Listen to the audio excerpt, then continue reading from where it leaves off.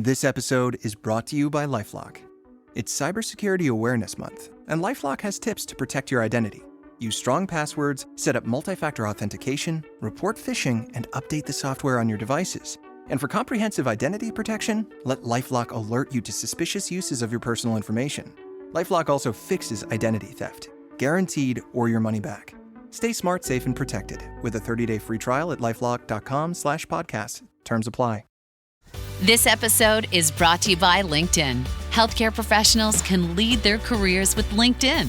Discover jobs by specialty, preferred shifts, and even desired salary. From mental health therapists to radiology technicians, it's now faster and easier for healthcare professionals to find the right fit. Learn more at linkedin.com/healthcare. Side effects may include faster job placement, improved work-life balance, and increased career satisfaction. Welcome to episode 68 of the High Volume Hiring Podcast. My name is Stephen Rothberg. I am one of the two co-hosts. I'm the founder of College Recruiter. We believe that every student and recent graduate deserves a great career and that it should be easy and inexpensive for employers to hire them. I am joined here today, as almost always, by my awesome co-host, Jeanette Leeds. Jeanette, good to see you. Hi, everyone. Good to see you. I'm Jeanette Leeds. I'm HR tech entrepreneur and advisor and been in the space a long time. And we are so happy today to have David Tell here from Kwal. He is, let's say, you are the founder, co-founder, I'm seeing on the little headline, and really, I would say like an expert in Gen AI and voice. And some of the stuff that you've been doing, David, we've, spoken beforehand is really interesting, especially obviously given our title of our podcast, High Volume, like how it relates to high volume. So welcome. Thrilled you are here. We're in for a treat. Well, thank you both for having me, both you and Stephen and Jeanette. My name is David Tell. I'm the co-founder and CEO of Kwal. We started back in 2023, and we're focused on bringing voice agents, which is a type of generative AI technology, to the enterprise. And it's been a really exciting journey so far. And it's amazing to see how much we are able to help both companies and staffing firms accelerate their hiring process. I love it. And it's so funny. So for everyone's listening, 2023, and obviously Gen AI, we're cutting edge. It's new. It's new, right? It's 2024 right now. So this is brand new, super cool. You mentioned the word agent, Gen AI agent. Tell us, what is that?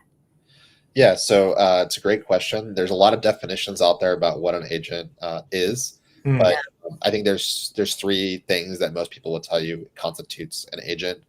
One is access to tools would be the first thing. So can the agent go and call another API or another, find out the weather, take an action to an external tool. The second piece would be the access to knowledge. So long-term memory, things like that. Also external data sources that might be within an employer's database would be another example of accessing knowledge. And then the third part is the logic layer, which can also include things like planning and reasoning. So determining what to execute before the actual execution happens. So those are the things that I would say constitutes agentic technology. And if you look what just happened yesterday or the day before with Llama 3, and Mark Zuckerberg talking about this, a lot of what we're seeing in generative AI is becoming this idea of compound systems or agents, right? They're not just a single model. It's actually multiple things that are happening within a model or within a slew of different models. So I want to understand a couple things. So first of all, before we went live, you shared a couple things with us. One is I think that the viewers will be probably finding is as interesting as Jeanette and I did where the name Kwal came from. So share that with us if you would. Yeah, the name Kwal. Well, one, it's a verb, which I really like. So that's one reason why we decided, we want to qual people. But no, the reality is it's a mix of the idea of having a quality call. And Kwal was really it's an offspring of sorts from the first business that I started that's still running at Taskerman, where we actually had to interview lots of people globally for effectively what's a talent marketplace. And we tried a lot of different tools, texting, video interviews, and it just never felt like it had that quality experience. And that's sort of, the genesis for how the company sort of came about. Cool. And so the quality call is, if I understand correctly, is really well designed for like a high volume kind of situation. Maybe you're hiring for call centers and you want to be able to kind of go back and forth in a natural way, not the old fashioned voicemail system, like, say one to do whatever, and then it never ends. Is that what we're talking about here? Yeah, most of the roles that we serve today are things like customer support, light industrial, uh, nursing would be another example, still high volume. Specific types of IT roles, I would say also, as another sort of category. Construction would be another one. So, you can look at it as things that are what maybe people would call blue collar or, early stage white collar, gray collar type of roles. Very cool. So I know one of the things we also were talking about right before, I feel like we're bringing the listeners on into like the green room beforehand, was the idea of, how do you personalize a lot of this stuff and the conversations depending where you are in the country. So maybe you could share a bit around some of the examples that you've been working on, because I just love that from a story standpoint. Yeah, I mean, the beauty of generative AI and, of course, agent type behaviors is that it allows for a very high degree of personability at the candidate level. So, today when we think about tech systems that have existed for a long time, they're typically like pre-programmed, like workflow builders, right? Where like if this, then that, and then you have some like canned response, and maybe they'll throw in the name of the person and things like that. But now with agents, right, and agent architectures, you have this history of the person, you know where they are, and we all know large language models are really, really good at using different tones, right, in terms of dialogue generation. Like talk to somebody like like they're from the office, right? And you can all of a sudden, when it has a dialogue with you, you notice that the dialogue is a little bit different. And so if you think about the dialogue level, these things are very capable of already doing that. And then you add the voice layer, right, where we synthesize the voice. And I think that's the next layer that's really interesting, because now the dialogue can sound just like you're talking to somebody in West Texas if you're from West Texas. But now the voice also sounds like somebody you're talking to that actually sounds like they're from West Texas. And I think that's going to be really, really powerful moving forward to provide, really personalized experience, even though it's high volume. And typically it's not something that when people sometimes think about high volume, they don't think about personalization. It's sort of like this weird like dichotomy that you can now sort of merge these things together with generative AI. I think it's so cool being from, I think many people know I grew up in New Jersey, live in New York. So I'm like, I couldn't have told from the way you said New Jersey that you grew up in New Jersey. That was a shock. Over the years. If we're hiring a bunch of people in Jersey for whatever, like, again, you want to make that like versus, as you said, someone in Texas, right? It's a different, not just even way of talking, but the accent and whatnot. So being able to just have that be a part of it is just very cool. Big fan. Hi, we're Meg and Amy from The Meg and Amy Show. We're not only tech execs and big picture thinkers, we're also best friends. We're curious learners. And on this podcast, we're challenging the status quo and activating the future. And we're going to give advice about work and leadership, right, Meg? We can't help ourselves. But this podcast is about exploring possibility, not being right. That sounds refreshing. For more, tune in to The Meg and Amy Show. Yeah. So if I understand, I want to build on that if I can, Jeanette. Just before we went live, you kind of played like a English language with a Quebecois accent, which I grew up in Canada. I can't hear it, but I've been told it so many times I believe it, that the accent that you hear in Quebec is different than the accent that you hear in France. And people in France will tell me there's a difference between somebody in like the Bordeaux area versus somebody in, in Paris or whatever. So if I'm somebody who's calling in for one of the roles that like one of your clients is trying to hire for, how does the system know what dialect, or accent or voice to use for me? So if in general, these systems will know, right, and where the location of the person is. So effectively, that's one way that would work. The other way you could do it is theoretically off of area code, which is less specific, right? Because people move and they keep their old number. So, typically you're going to want to either have that data up front of their actual location, or you're making sort of an educated guess off of area codes, which are not that specific.